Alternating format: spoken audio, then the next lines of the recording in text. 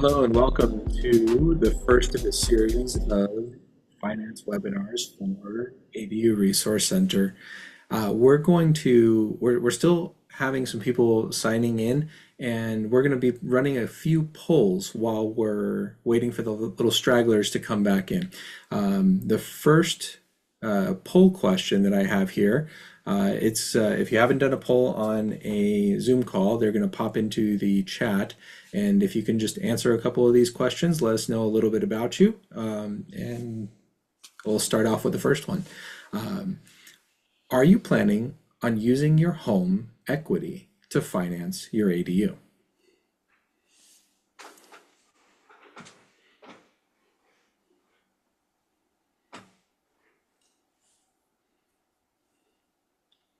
Awesome, I love it. There's a lot of participation. I really appreciate it.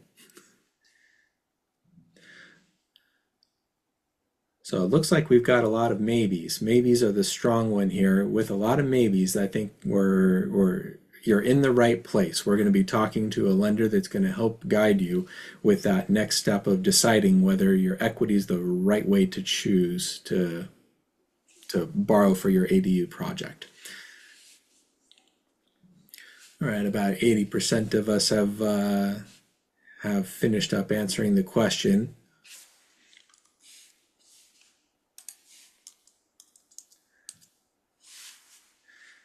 Next question I have here is the ADU intended You for your can actually primary share the residence result, Mike. or as an investment property? Well, Mike, I'm gonna also share the results so everyone can see them. Oh, awesome. Yeah, so these are the results. We had 67 out of 82 answer. I'm just gonna share the results for each poll we run so everyone can get some insight. And I will hop over to the second question. All right. So are you planning on using your oh, no, that was the one we already answered. Is the ADU intended for your primary residence or for an investment property?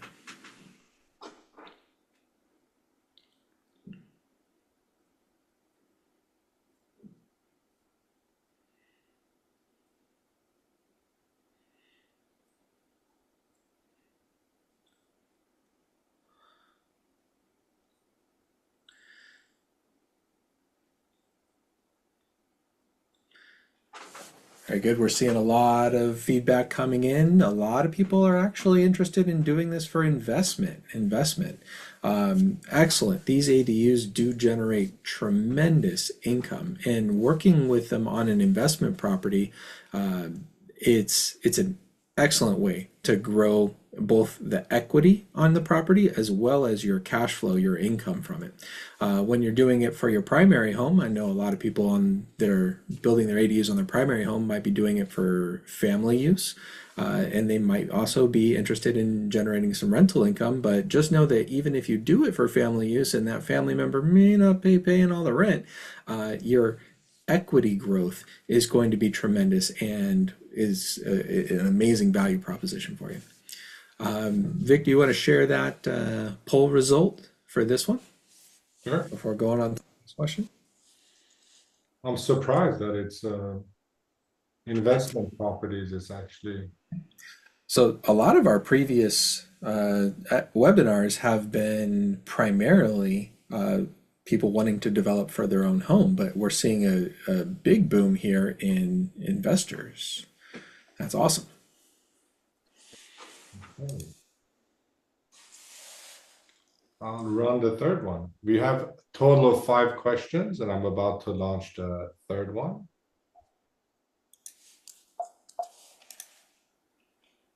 All right, question 3. Are you self-employed or are you a W-2 employee?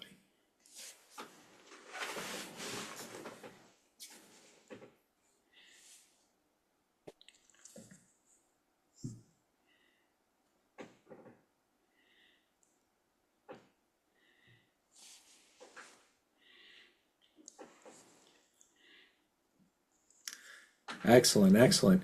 We do see that the loan process for W-2 employees is generally it's much easier process than for self-employed. Sometimes self-employed is going to fall into a few difficulties where proving your income or showing that most people are writing off so much of their income that it doesn't look too attractive to a bank. But there are some tips and tricks that we're going to be able to talk about that will be great for the self-employed. But W-2 employees, there's a lot of opportunities and the lending process a little bit easier for you. Excellent. Thank you.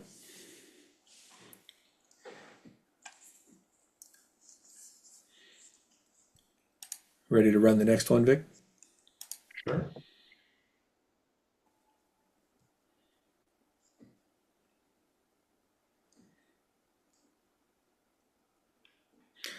What is your biggest concern with ADU financing? And just as a note, you can select multiple options. If several options apply to you, you may choose.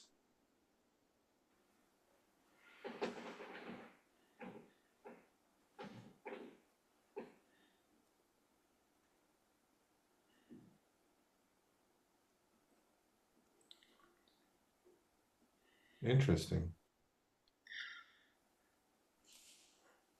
Wow, we're noticing an overwhelming response of folks that are just not sure about their options. Well, you come to the right spot. This webinar series is going to showcase a series of lenders, and it's going to also showcase a series of different loan options that are going to be on the table for you. This is all about educating you and getting you on the right path to be able to fund your ADU project. Excellent. I'll share the results.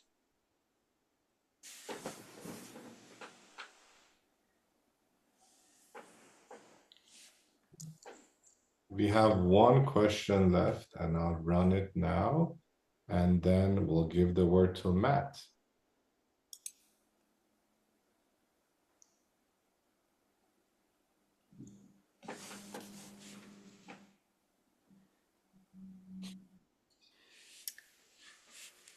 What is the purpose of your ADU? What are we going to use it for? Is it for a family member, for a home office, for generating income, or you have other ideas?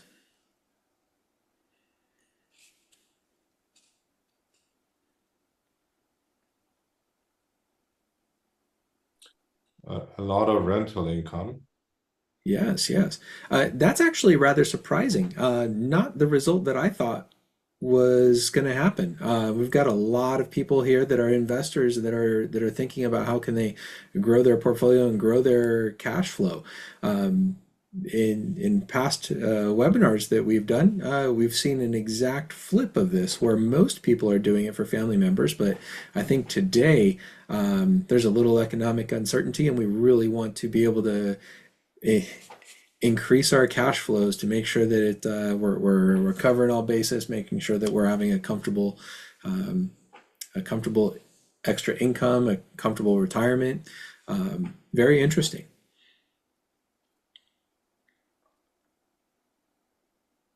I'll share the results. Hmm, Okay.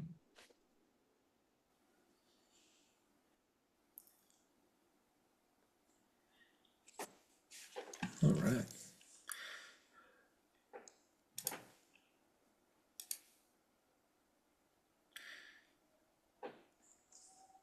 Aram, if you're ready to jump in. Yeah. So, welcome everybody to today's webinar. So, we're going to be talking about 5 creative strategies to finance your ADU in 2025. We're very happy that you guys all made it here today for the informative session we're going to have with Matt.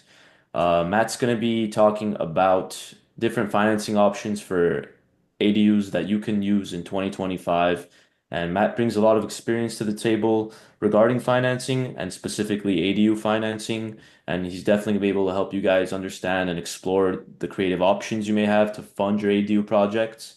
After Matt's done with this presentation, we're going to open up the floor to a Q&A session where you guys can ask your questions directly to Matt, and he can, kind of guide you and be able to tailor make his answers to each individual scenario. After Matt answers his questions, we're also going to open up the floor to Michael, where he can talk more about the ADU construction process at ADU Resource Center and kind of go and into the details of answering any questions you guys may have about ADUs. So without any further delays, let's have Matt go ahead and give you guys his financing presentation. Awesome. Thank you, Aram. Thank you, Mike. Welcome, everyone. So I'm just going to share my screen here. Thank you guys for joining us this evening. Let me know if you guys can see my screen here. And sorry if I sound a little bit nasally, guys. I was sick a couple days ago, so if you see me reach for my water, please excuse me. But yeah, let's jump right into it. So today we're going to be going over 5 ways to finance an ADU with a HELOC or a HELOAN. So some of these options I go through, they may pertain to you, they may not. I know we got a lot of questions there. Majority of people were looking for their investment property, which is awesome. I have a lot of loan products for investors. So these can apply to either a primary home or an investment property. But one key takeaway is to understand that there are many solutions out there. I know a lot of people sometimes when they go to, let's say, a Wells Fargo, they ask for a HELOC, and that Wells Fargo shuts them down and says, you either don't have the credit, you don't have enough income, we can't help you, get out of here. And then, as a homeowner, an investment property owner, you're like, okay, well, I'm stuck with the equity in my home. What can I do with it? So today we'll jump into that. So just a quick background about myself and the company I'm with, Loan Titan. We are a mortgage brokerage and direct lenders, and we are licensed in Arizona, California, Florida, Tennessee, and Texas. We can still do investment property loans, which I'll get into later into the presentation, in 42 of the 50 states. So if you have a property, investment property in another state that I didn't mention, we may still be able to help you out there. So stick with me till the end, and I'll go over those states, and we can go over that together at a different time. So a quick overview of today, quick introduction to ADUs. I know a lot of you guys are curious about ADUs. You may already know what they are, what they're used for. I saw a lot of people are looking to make them for their rental income rather than for family members, which is interesting because I know Mike mentioned in the past it's kind of been a little bit different, but I see things maybe shifting.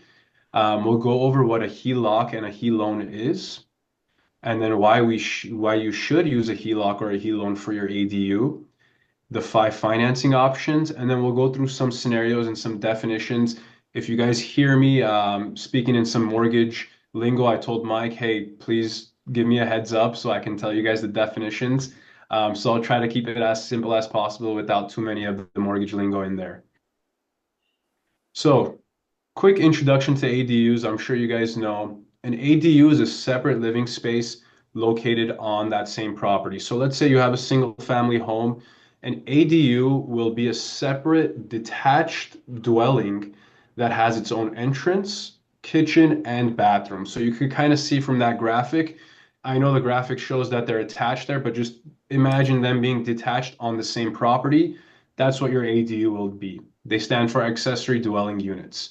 Yeah. Now, the two main reasons people make ADUs is for rental income, which a lot of you mark that as a reason why you're looking into one, or additional living space for family members.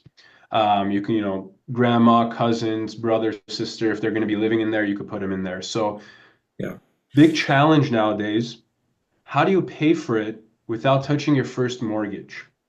Yeah, And Matt, before I I want to get add into, something in there because you had mentioned that the ADU needs to be a detached. They can be attached, but I think there are some loan types that are going to be very much more favorable if they are attached, and some that are favorable if they're detached. There's a few different scenarios where one might be better than another, but we can build ADUs that are attached to the primary dwelling or detached from the primary dwelling, and we could do both. There's many options that we can do. solid, Continue. yeah, thank you for that, Mike. Thank you for that clarification. Yeah, and I know when they're attached, I think they call them granny flats nowadays. It's like a separate living area for, grandma, grandpa.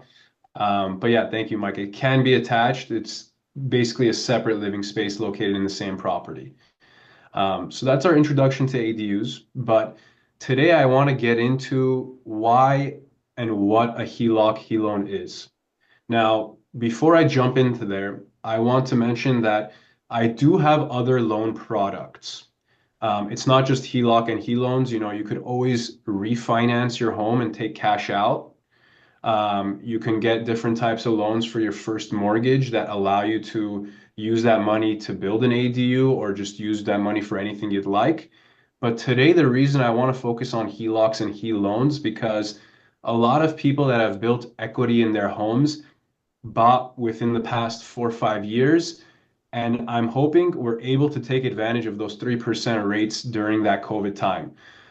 So the benefit and what a HELOC HELOAN is that it's a second lien mortgage on your home. And what this means is that you don't have to refinance your first mortgage. So let's say That's you really have a important, mortgage for, right? That's really important because if we have a really low interest rate, and a lot of us have done refinances, right? Like you said, a refinance or recently purchased their home.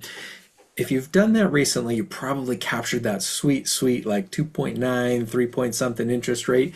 And are you going to give that up? It's a hard push. You're going to have to try really hard to sell me on giving up my sweet low interest rate, right?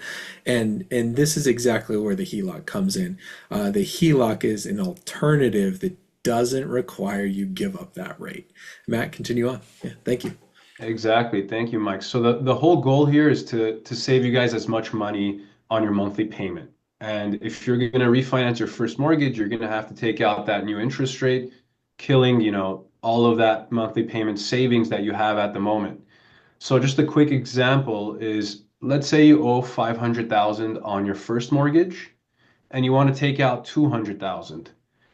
That would give you a total loan amount of 700,000. But instead of taking a new first mortgage for 700,000 at average interest rates of 7% nowadays, you would just take that extra 200,000 out as a HELOC or a HELOAN.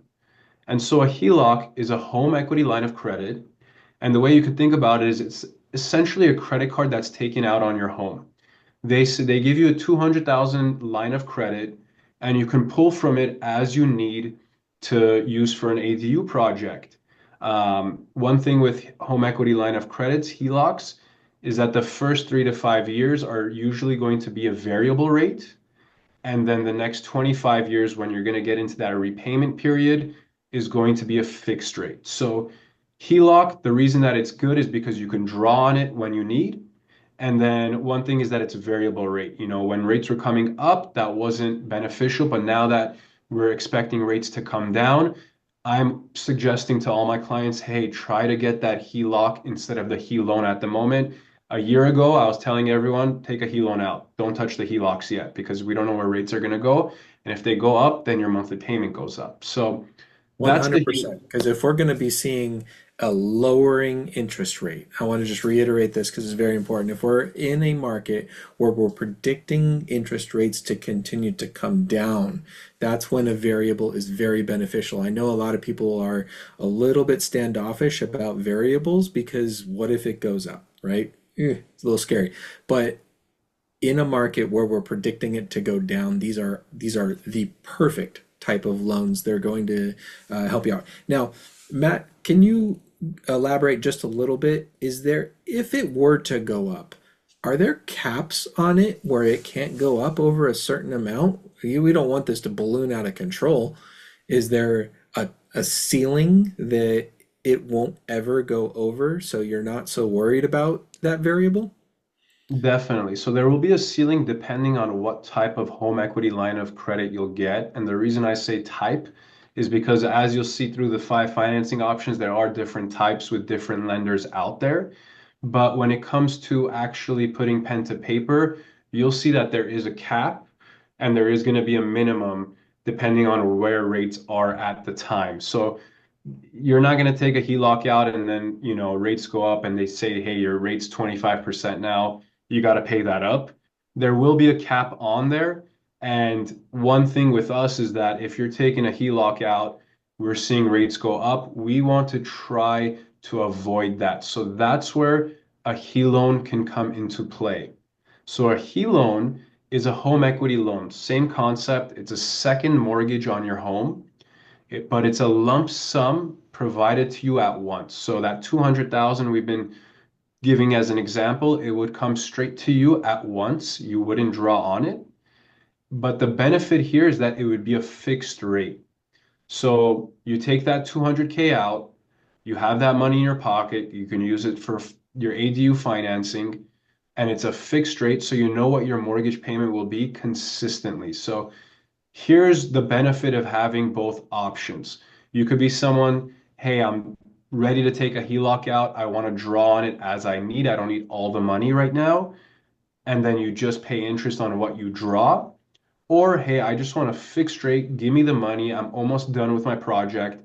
Give me the money. Let me finish it up. So that's where the options are. And one good thing is that you can choose between these options depending on your scenario and what fits your preferences best. Right. I want to add a little bit to that. So as a project manager I'm the one that would come out to your home and I'm working with you throughout the entire process of building an ADU from the first meet and greet and learning about it all the way through construction. Now, what I can tell you is these type of loans, you might find one a little bit better than another depending on where you're at in that process. If you're just starting from the beginning, it's probably a good idea to have a HELOC where you're going to have a variable borrowing rate. You can borrow a little bit up front, but you don't have to borrow it all. So you're not paying interest on the money that you're not actively using at the time. Once we get started on a project like this, you're not paying for the ADU 100% all up front. You're going to have to pay it in little bites as work gets completed. We're going to start with the production of your architectural plans. Well, your architectural plans is a relatively small piece of that. So it's really nice to not have to pay for interest on that lump sum if you're in the very beginning and only paying little bits and pieces at a time in the beginning when the large amount's not due yet. The alternative, a HELOAN or something fixed rate because you know you're pulling out the full amount, maybe you're already through the planning stage and you're ready to start construction. The construction, by the time you get to that point, you're probably closer to a fixed amount that you have left due on your project. And a HELOAN at that point becomes a viable option. Thank you, Meg. Awesome. Thank you, Mike. And I saw a question pop up. I don't know if we're going to be answering as we go, but I might as well. Yes, you can get a HELOC or a HELOAN on an investment property.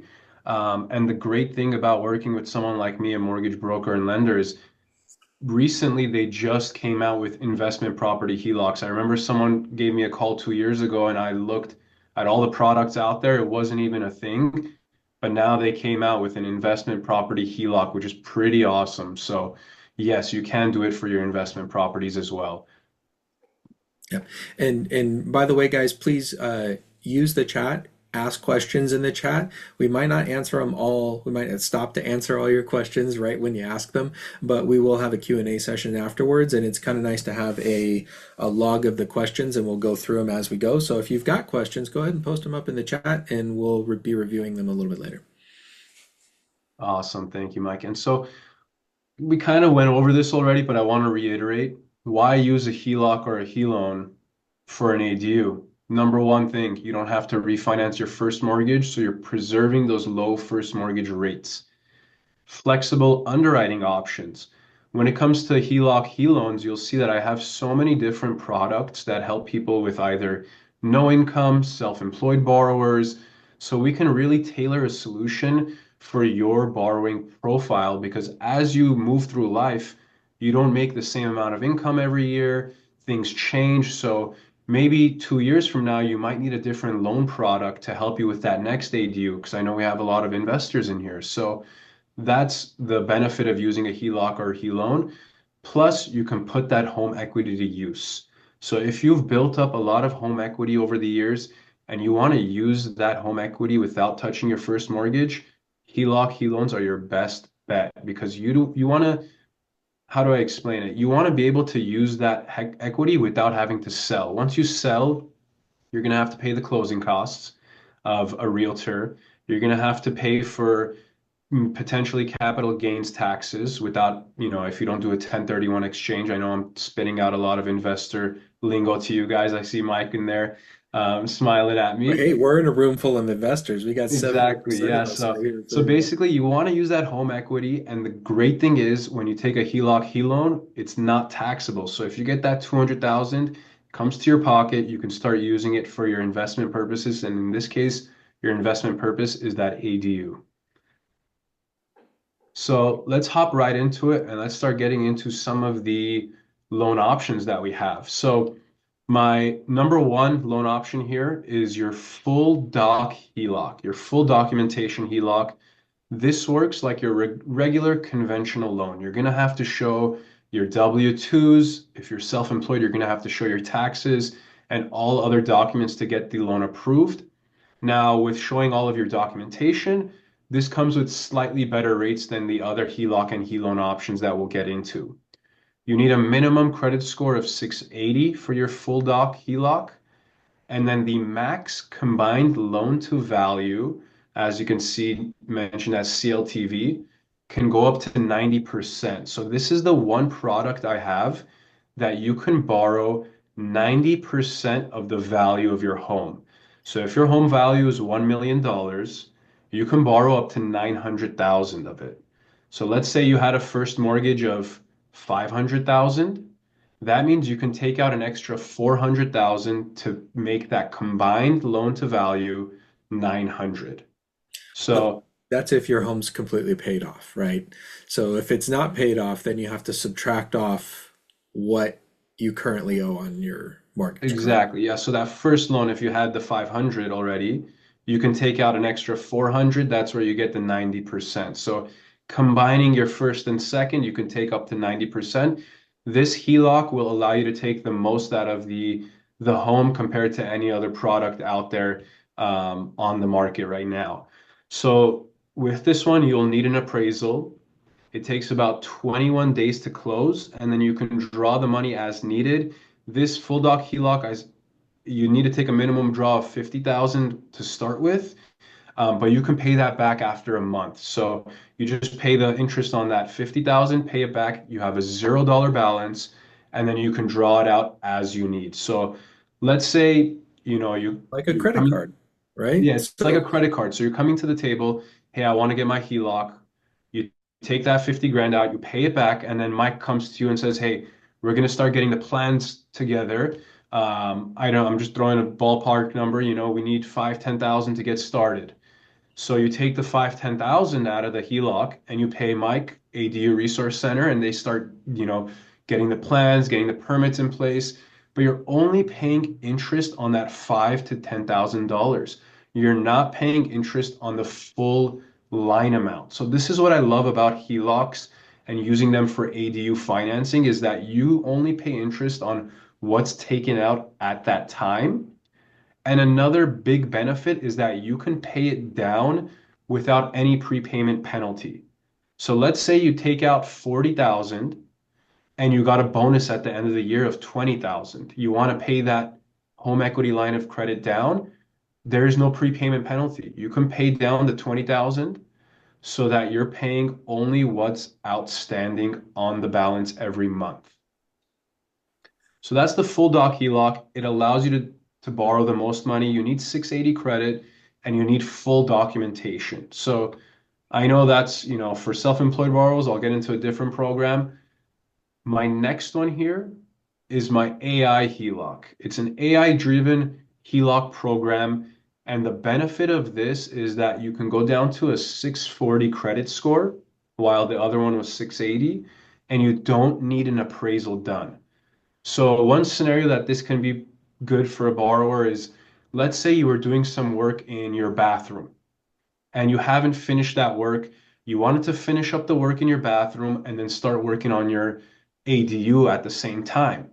Well, if we went with the other loan program where we have to get an appraisal done, that appraiser would come out there and see that the bathroom is not done, and then we wouldn't be able to get the HELOC because, hey, guess what? The property's being improved. It's not finished at the moment. That bathroom's beat up, it's still under construction.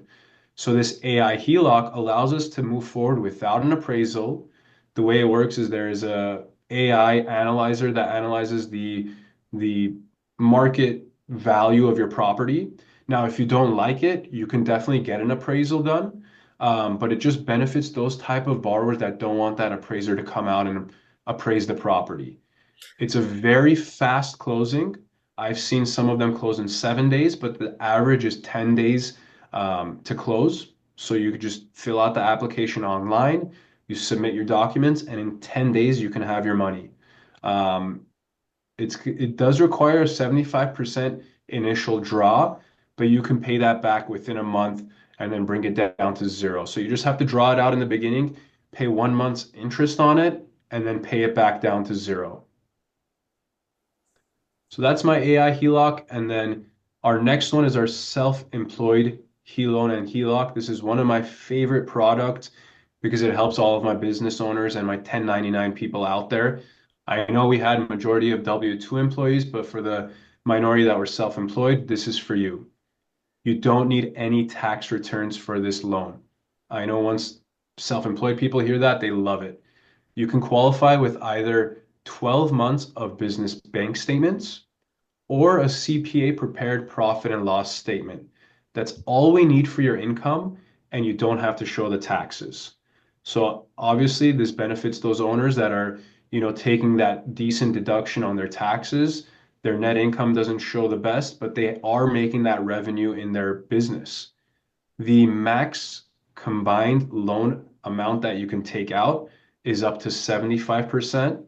So as you noticed, it's a little less than our full documentation HELOCs. It makes sense because we're not using our taxes to qualify. We're using either a profit and loss statement or business bank statements. So we can go up to only 75% of the home value. Credit Yeah. score, you need at least a 660. You need an appraisal done, and it usually closes within 30 days.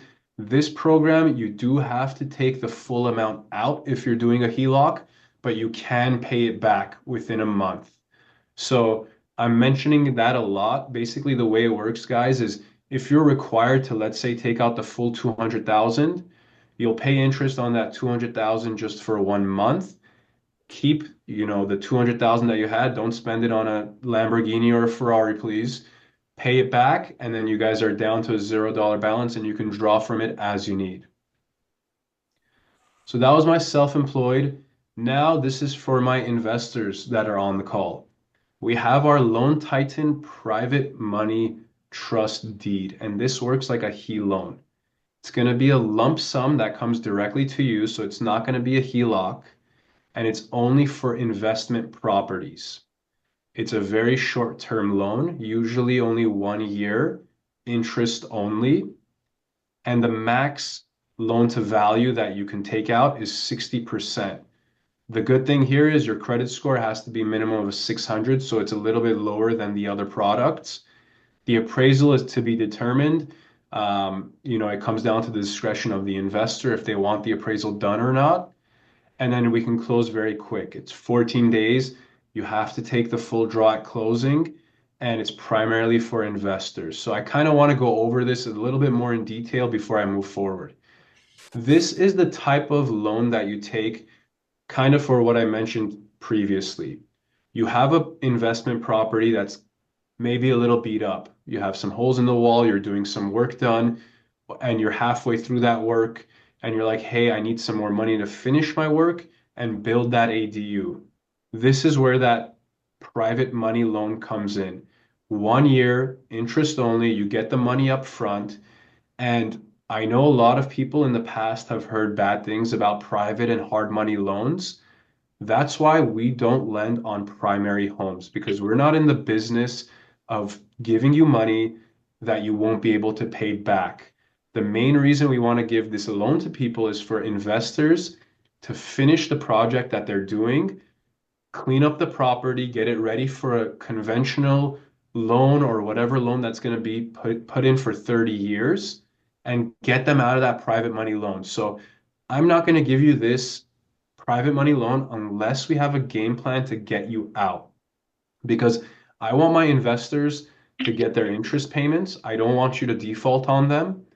And we're not going to go through the forbearance process of taking your home, because we want to avoid that process as much as possible. We're in the business of helping people grow their investments rather than trying to take them. So if this loan type is not fit for you, I'm going to be the first one to tell you, hey, I don't think it's a good fit. I don't see how we're going to refinance you out of it. Therefore, I don't feel comfortable giving you the money for this private money trust deed. Last but not least, my no income HELOC. This is a new program that is just recently came out. You don't need any income documentation. You can be unemployed for all I care. You can only take out 60% of the property's loan to value. Your credit has to be strong, so 700 plus. An appraisal will have to be done on the property.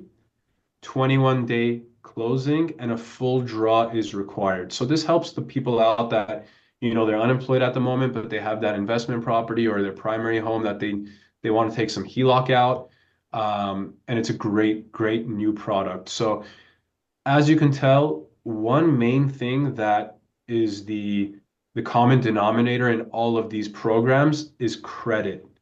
Guys, you have to have good credit because good credit on all of these programs will affect your interest rate. And for some of them, you won't be able to qualify at all. For example, this one's 700 plus, some of them 660, 680. So making sure that you're not making any late payments on your first mortgages and you're improving and keeping your credit up is the most important thing when it comes to these second lien mortgages. Matt, I got a question for you. Of Let's course, say let's say I don't have the best of credit, but I'm working through it, right? I'm trying hard, I'm getting it cleaned up, I'm taking the steps to get it to where it needs to be. Is there anything that we can do that can perhaps consolidate certain debts together to give my credit the boost it needs in order to secure the next loan? great question. So, I personally don't have what's called those consolidation loans where people put together the credit card debt into one loan and pay that off.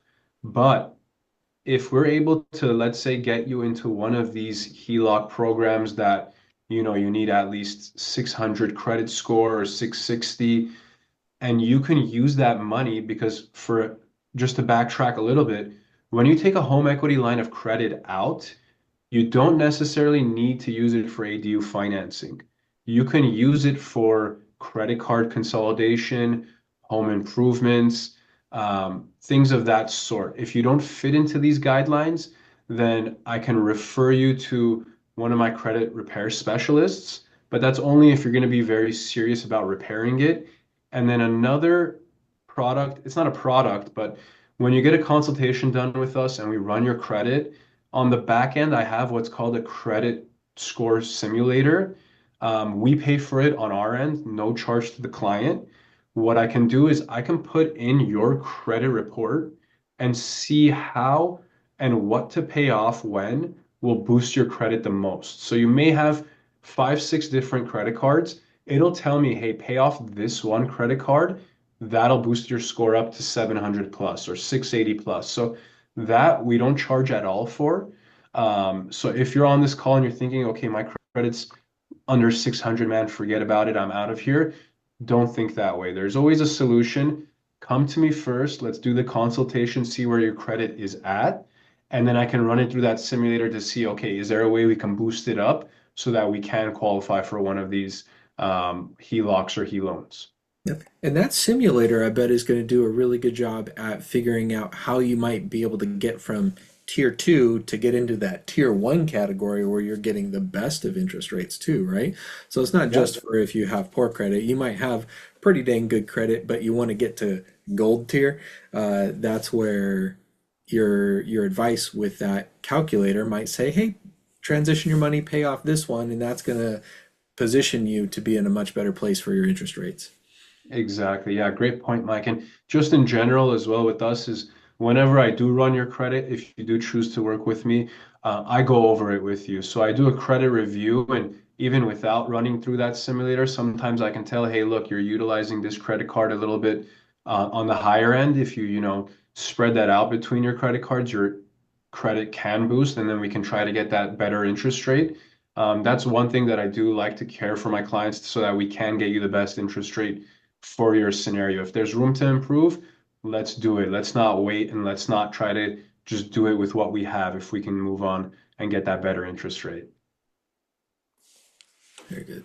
Awesome. So one thing I want to reiterate, I want to go over, I kind of went over it, but I wanted to show the numbers to you, is when I've been talking about our combined loan to value, CLTV. When you have a property value of 1 million, you probably heard me, hey, the CLTV here can be 75 or 90 or 80. The way it works is you have a property value of 1 million, and let's say you already have a first mortgage of 500,000. You guys, it might seem like I'm just saying the same things over again, but I just wanted to show you guys the numbers as well. So you get a second mortgage of 250,000. Now your both mortgages, they combine up to 750,000. I probably should have added them on here. Dividing that number by the million gives you the 75%. So basically both combined loan amounts divided by your property value will allow you to see how much you can borrow on the property depending on your loan type. Now, if we go for the AI HELOC, we're going to have to go with the property value that's given. But if we go with an appraisal done, that's where we get the property value from the appraisal that's done. And then we can see how much you can borrow based off of that. And just so I understand, the second mortgage of 250,000, we're doing the math here. The first mortgage is your primary mortgage, what you owe on your home, right? The Yes. second mortgage is the HELOC that you're talking about, the HELOC or the HELOAN. This is how you calculate how much that you can potentially borrow, is that 250,000, right? So let's Exactly. say you have $1 million property, you take that $1 million, multiply it by the 75% CLTV, right? And then you Mhm. subtract off what you currently owe, and that will help you discover what you're potentially able to borrow. Does that sound right? Exactly. Perfect. Spot on. You explained it better than me, Mike. I love it. And, sometimes just two people saying it the same way, people catch on differently. So cool. Exactly. I Thanks. love it. So next one, I'm just going to go over a quick payment scenario. So like I mentioned, with our full doc HELOCs, they give you the better of interest rates out there compared to, let's say, the self-employed one or the no income HELOC. So let's take an example of $1 million home. Let's say we take a HELOC amount of 200,000 and our CLTV, so our combined loan to value is around 80%, and your credit was 760. Nowadays, the rate is just a range, guys. It's around 8.75%. Our starting monthly payment here will be 1,458 per month. Now, I want to reiterate, that's if you draw the full 200,000. So let's say we were, moving along, we're getting near the end of your ADU project. It's about to be built, and it's expected, with that money you put in, the 200,000, Mike can correct me if I'm wrong, you're probably going to be getting rent, depending on your area, above $1,600, $1,700 a month. You may be even I will able to get a correct you. little more. You are wrong. Am I? How, You are how wrong. off am I there? So the what we're looking at, so if the $200,000 is a pretty good, a pretty close estimate of what a typical detached one bedroom, nicely appointed ADU would run. For all the construction costs, that's for your what the city fees are going to be, what your architectural costs are going to be, and while you're at it, you're probably going to do a little bit of landscaping, have a nice pathway, a little yard behind it, and maybe you want to paint your house to match the ADU because the house needs a little work too. That's where that $200,000 comes from. That's what most people end up borrowing for our most popular ADU size, which is a simple one bedroom. Now, these one bedroom ADUs, they are tremendous money makers because I know that a lot of you guys are investors on here.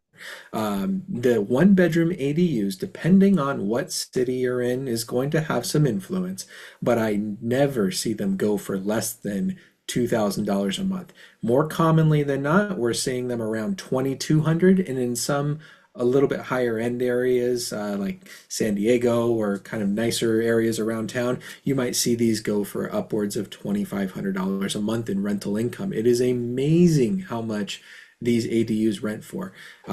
You're comparing them to what a potential apartment might be, but this ADU is going to be much nicer than an apartment. It's going to be built in a neighborhood. It's going to have a little bit of outdoor space. It's going to have a lot more amenities than what a typical apartment would be. So you're going to be able to bring in more than what an apartment would charge for a similar space. Plus, it's going to be brand spanking new. So you're going to be renting it out at a premium in comparison to what you're seeing on the market. So we very commonly see, more often than not, is a close range around 220. $2,200 is very, very common for renting out a one bedroom ADU. It makes my case even better then. Oh yeah. Awesome. So So yeah, so so take if you're that renting it out 220 and for subtract off what that monthly payment is and run that number for me. What is that number, guys? We've got $220,000 rental income per month, Yeah, so you'd and then be facing around subtract off your 742 a 1450. month in profit. after your ADU project is done. So you would be covering the home equity line of credit payment along with making an extra $742 a month. That sounds kind of awesome. You know, you're done with it.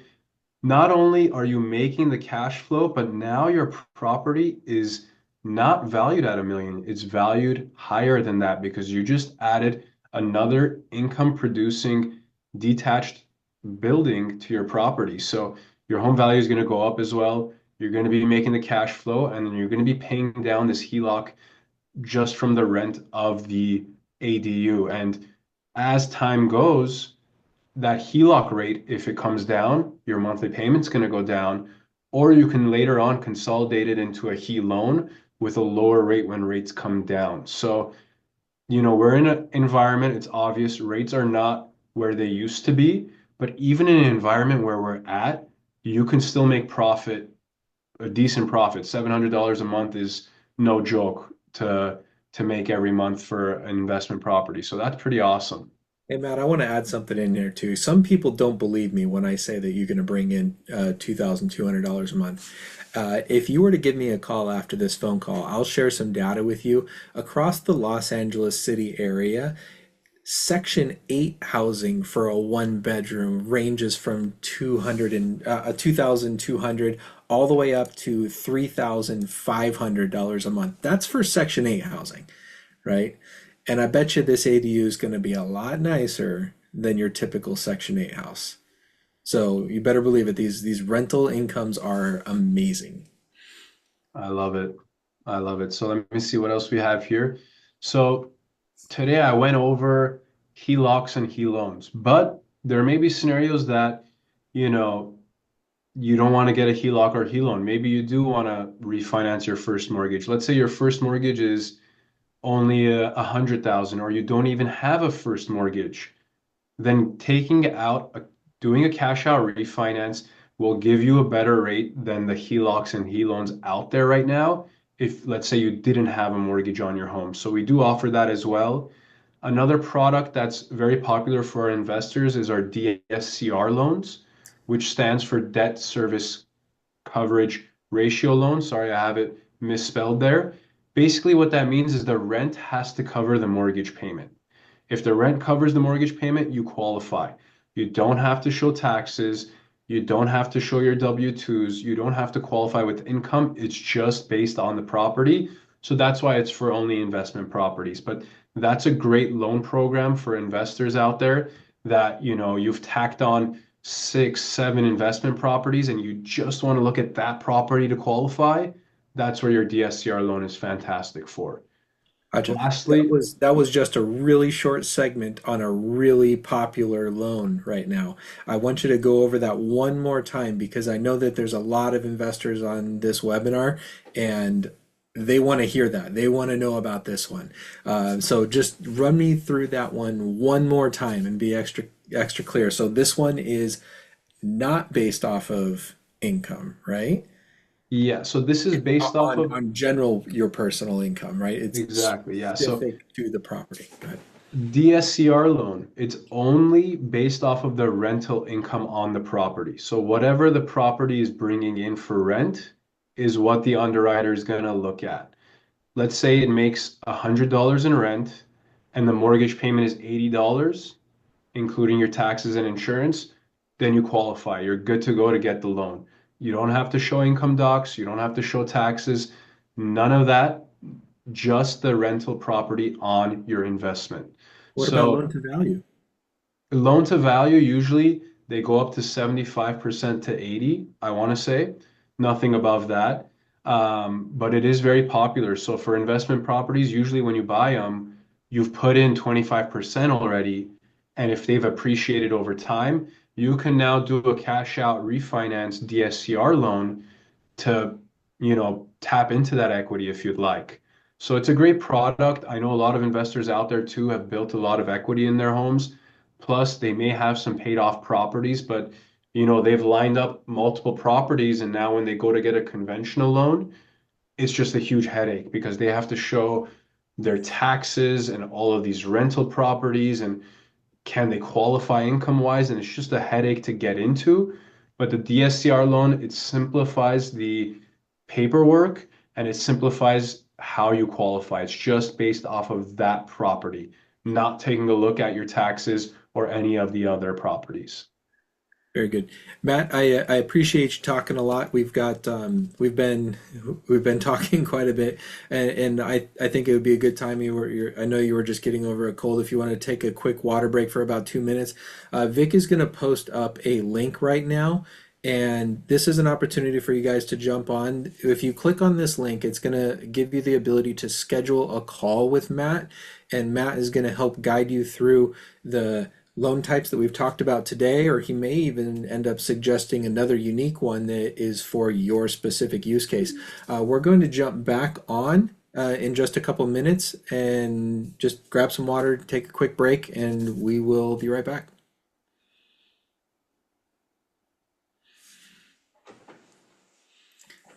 Check in the chat box. The chat box, there's going to be a link where you can click on that and schedule some time to talk to Matt. And Mike, you want me to take off the screen share? I know you can leave that up. It's just going to be a brief second while we grab a water break. Hang on. Awesome. Just give people a chance to be able to click on it and make sure they get a chance to schedule with you. Then we'll just jump on back on later. This is also an opportunity after you've clicked on the link and scheduled a time to chat with Matt, you can start thinking about some questions that you might have as well.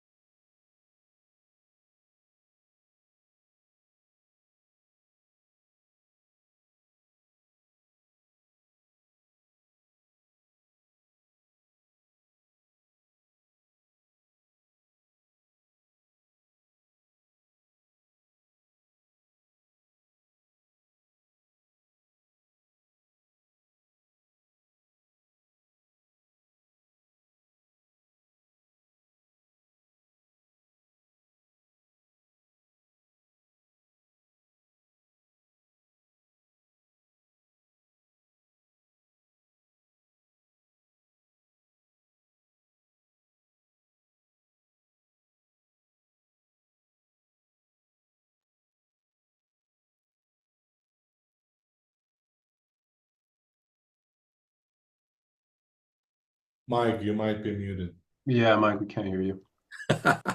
All righty.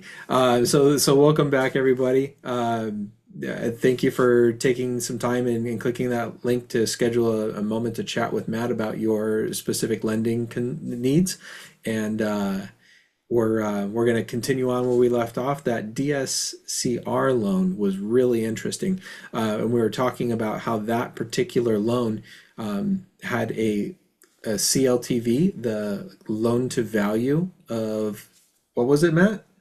I believe 75% for most of my lenders. Some of them may be going up to 80, but to be safe, I want to say 75%.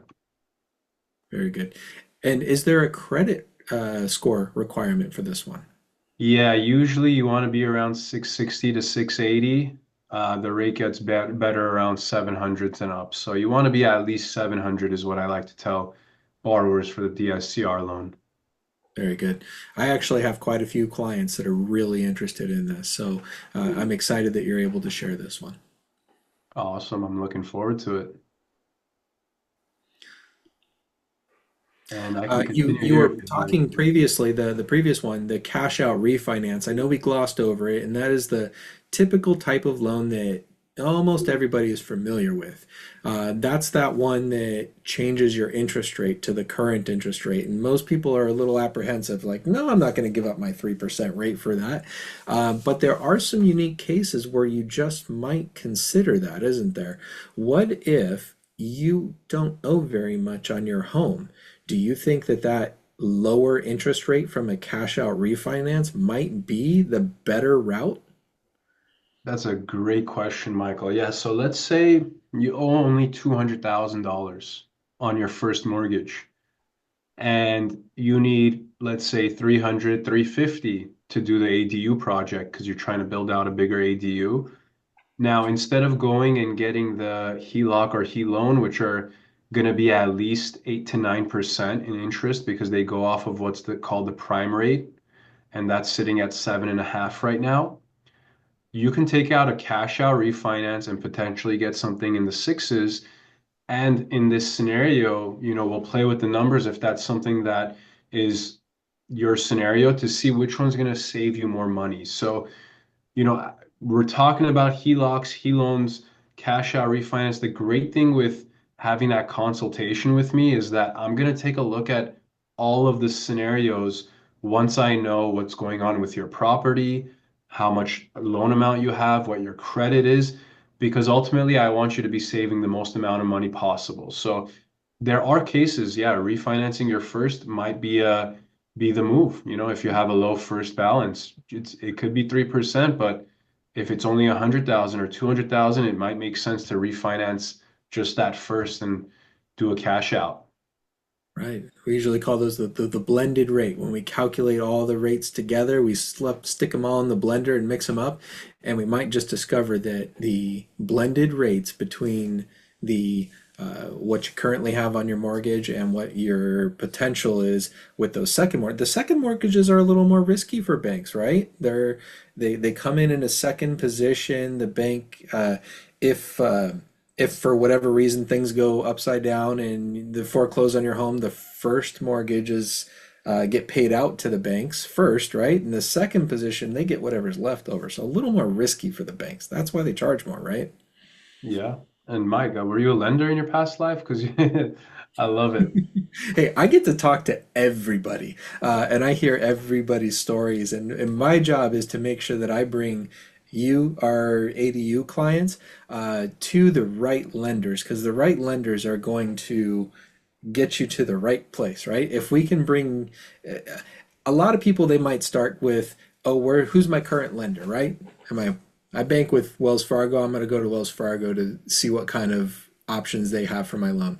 My first mortgage is with Chase, with Bank of America, and I'm going to go there because I don't know any other banks. I don't know any other lenders. Why would they come to you instead of Chase or Wells Fargo? Great question. Yeah. So the different types of loan products out there. If you go to a Wells Fargo or a Chase, they have one HELOC product, and some of them don't even have it nowadays, one conventional loan product, and one jumbo loan product. And if you don't fit into those guidelines, they just say, okay, good luck, move on to the next. We're not going to help you. We're not going to give you the money. Even though you're banking with them, even though you've been with them for so many years, they might not provide that solution. So being able to tap into these different loan products is very useful as a homeowner and an investor, especially because you want someone that can find the solution that fits your scenario best.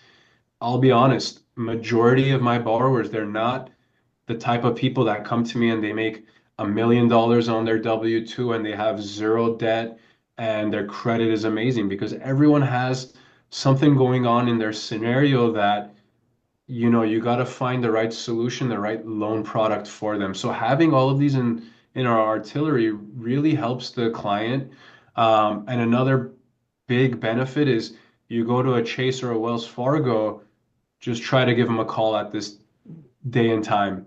you're not going to get a hold of anyone. But majority of people, they're working 9 to 5.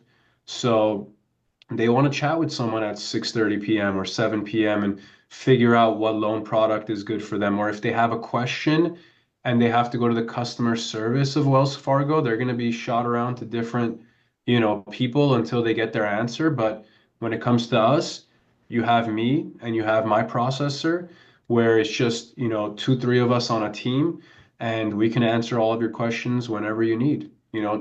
Hopefully you're not calling me at 11 p.m. or midnight, but that's where, I understand people are working till 5 and 6 and want to have that conversation outside of the regular working hours. I appreciate that. Thank you. All right, so continuing on, we have the construction and rehab loans. Let's talk about those. Yeah, so construction rehab loans. The reason I'm not the biggest fan of these for ADU financing is because you have to have your permits and approved plans in place for you to go and get a construction loan. If I take, your scenario to a construction lender and say, hey, this person's looking to get $250,000 to build an ADU, they're going to say, great, give me the plans, give me the permits. I need to know that there has been some sort of an investment from the borrower and that they're serious about it, because I'm not going to just dish out this money. So, one difference between the construction loans and, let's say, a HELOC is that a HELOC, you could do whatever you want once you're approved and once you get that credit line. So, if Mike says, hey, I need the next $20,000 to, put up start putting up the drywall or whatever it is on the project, you go get that money and you give it to Mike, the next day.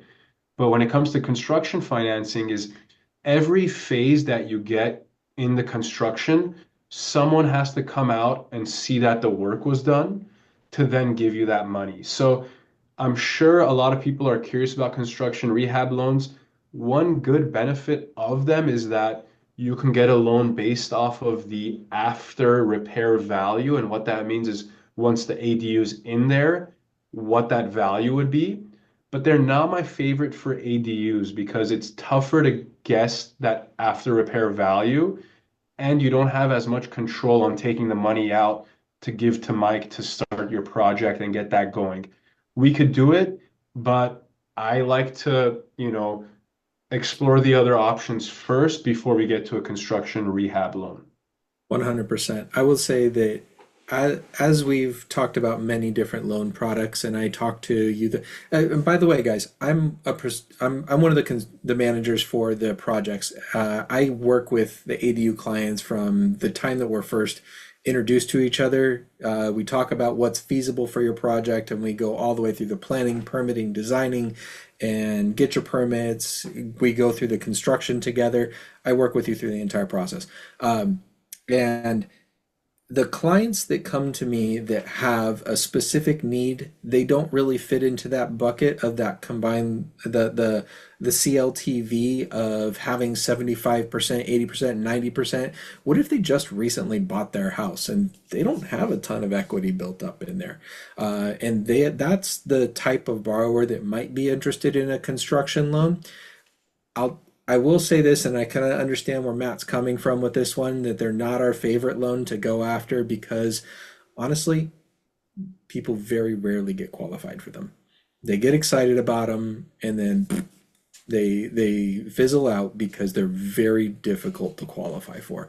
What you would end up doing is you're borrowing against the future value of your home after you've built the ADU, right?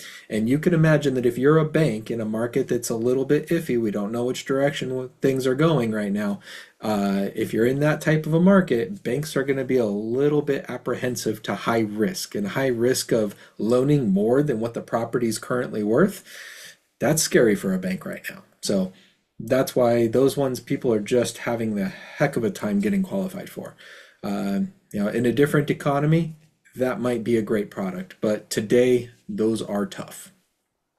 Exactly. Very well said, Michael. And one thing I do want to reiterate, with loans that are given out to people based off future loan value and I mentioned our private money loans that are a little bit easier to qualify. Guys, if a lender comes to you and it seems too good to be true or too easy to get, where you've had a lot of difficulty in the past, sometimes that could be a red flag. If someone's like, hey, I'll give you $300,000, I don't care, let me just put a lien on your property, take that as a red flag and kind of do your research there, talk to a couple of other lenders, because the worst thing that can happen is that guy putting a lien on your home with a high interest rate that you can't pay back, the project doesn't get done, and then they come after your property. So be very careful with the lenders that you work with, and if something's too good to be true, it sometimes you should steer the other way and look elsewhere. Except for the DSCR loan. That's amazing. We DSCR want. loan's awesome. Yeah, DSCR loan. I said the rent has to cover the mortgage. I even have a product that you don't even have to have the rent cover the mortgage payment. The rate just gets slightly higher. But those are awesome. Those are 30-year loans as well. They're not short term and they're not interest only. So you just have to have the good credit and you have to have the equity in there. So Gotcha. And it looks like we've got a lot of people in the chat. We've got a lot of questions, a lot of Q&A to do. And I'm really excited to get into that Q&A. So let's move on a little bit. We're going to post two links in the chat. The two links are going to be, one is going to be for Matt to do one of these consultations, and the other one is to join one of the project managers like me or the others on my team to have a conversation about your ADU project goals. Matt is the lender, and you can go one of two ways. You can get started with one of the project managers and start to put together what your goals of the project are, learn a little bit about ADUs, learn about the pricing, how much they cost, learn about how it's going to fit on your property, how many you can build. A lot of information can be gained by joining us for one of those consultations. And then secondary, I think it's a great idea if you have a quick chat with Matt to be able to determine what you could potentially qualify for, so that when you do have the opportunity to talk to one of the project managers, we're not spinning our wheels building up the biggest possible ADU that you find out that you can't fund. Or the other way around, you might be able to discover that you can actually build two ADUs and you just didn't know it because the financing is there. So two links in the chat right now. We've got one for Matt to be able to book a consultation with him. He's going to go over what goes on in his consultations. And then the second one is to join one of the project managers like myself and talk about your ADU potential on your specific property. We're going to be answering detailed questions. A lot of people, I'm looking in the chat, a lot of people have very detailed questions. The detailed questions about your specific property are best handled in one of those consultation calls. If it's a generic question, those are best handled here on the chat talking to the group. So we're going to go through these, and if you have one of those detailed questions about your very specific need, we're going to handle that in one of these consultation calls. They're free. Please sign up for them. They're very informative. You'll learn a lot. Matt, go ahead and give us a rundown of what your consultation looks like. yeah, just real quick, and then we'll open it up to Q&A. So it'll be a quick 20-minute Zoom call. We'll discuss what loan type fits your scenario best, depending on what you're trying to do, what type of ADU you're trying to build, how much money you need, and then we'll decide what loan type to move forward with. Please, I ask, if we're going to do the consultation call, bring these documents because it'll help us get a better idea of what loan type to fit you into. Your mortgage statement, if you do have a mortgage on your property, homeowner's insurance on your property, your ID, and income docs. If you're an employee, that'll be your W-2s and pay stubs. If you're self-employed, tax returns. I know we mentioned the business bank statement or profit and loss statement loan. If you know that right off the bat, you don't have to bring your taxes, but you can bring your taxes. I could take a review of it and then let you know, hey, look, it's better we look at the profit and loss statement loan or the bank statement loan. So I ask you bring those so that I could do my consultation and then we can move forward with the process from there. Right, and that's, if you bring these documents, it means that you're going to be able to get some information from Matt. He's going to be able to look at your holistic picture without having to do a hard credit pull, right? It's no hard credit pull. It's not going to harm your credit to be able to talk to Matt, and he's going to be able to, with these documents, give you an excellent picture of what your borrowing potential will be. Exactly. Yeah. So book that call. It's completely free. I love to give the advice to a lot of people, so that we can go through it. And I'm ready for questions if Mike is. Yep. Hang on one second. We're going to pull up the chat box here.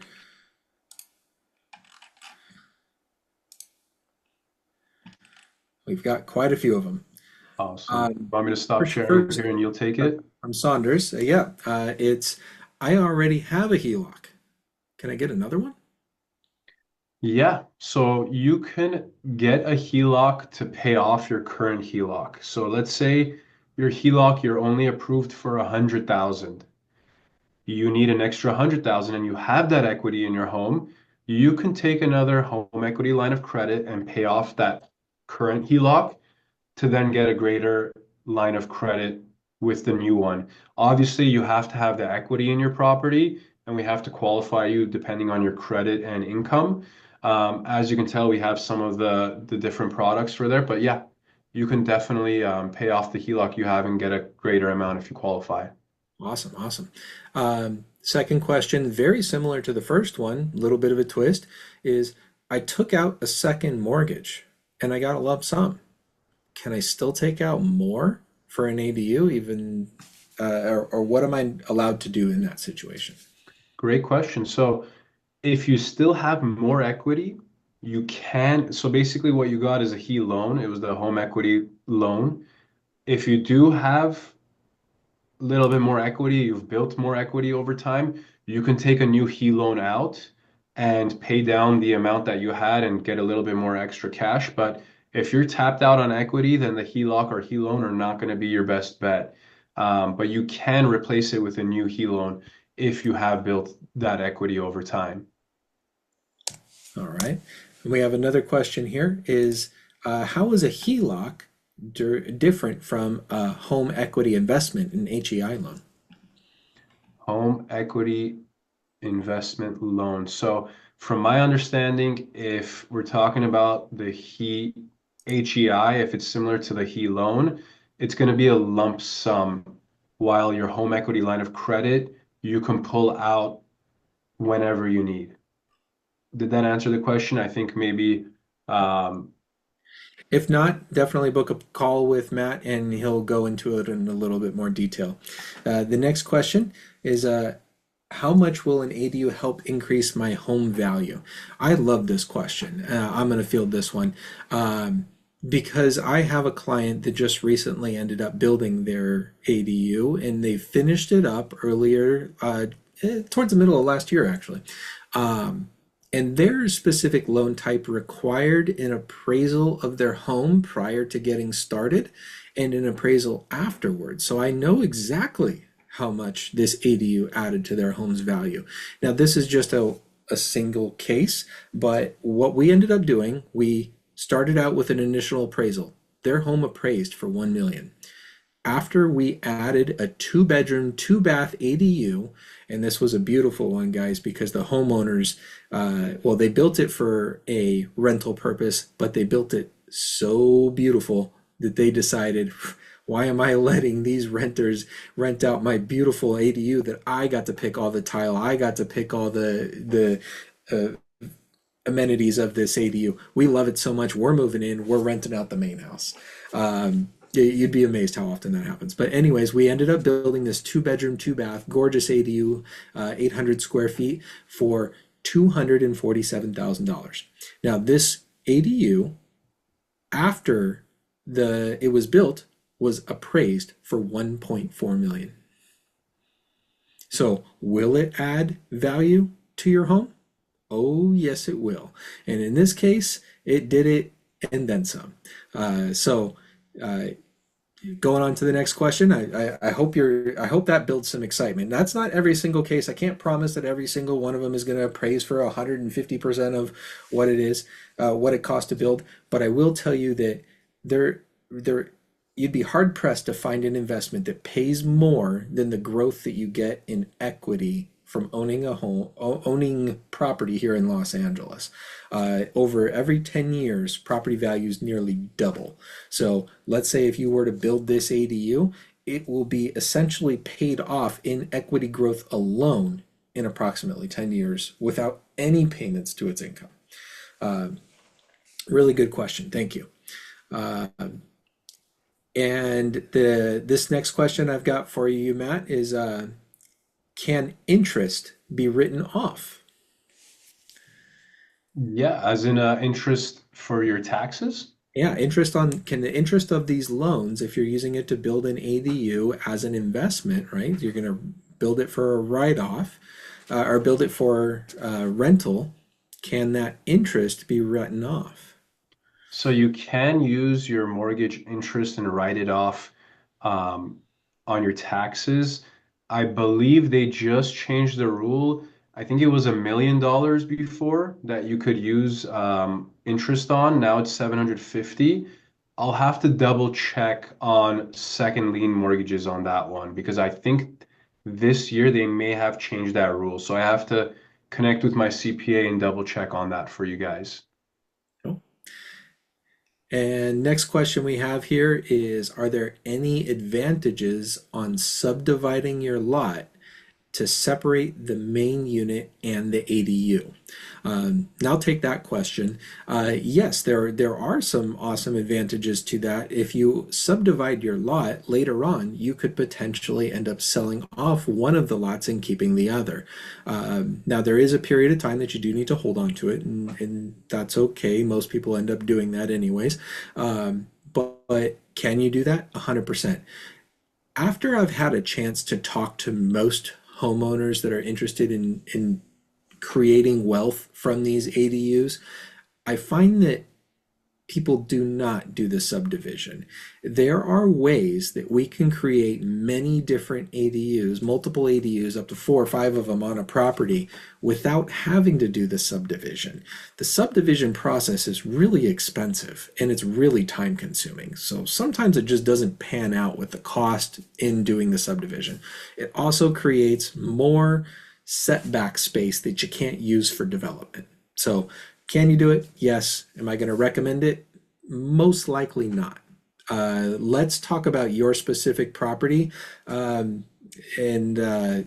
join me for one of my consultations, please, and we'll pull up your property on a satellite view and we'll go over some details on how we can develop your lot for maximum potential. Next we have, do you offer loans for full construction, not just an ADU? So this is loans for, it looks like maybe they have an empty lot and they want to build a home on an empty lot. Yeah, yeah. So I have ground up construction loans. But like I said, you need the ready to issue permits and your plans approved. Then we can definitely take it to some ground up construction lenders and see what we can get you. Okay. All right. Next, we have a question from Edgar, and they say, I have a client that has a primary home, and now he uses the home as an Airbnb. That is 70% LTC, but needs money for the building of the ADU. He doesn't want to touch the first because of a low interest rate. What can we do in this option? Can he use future value and not touching the first?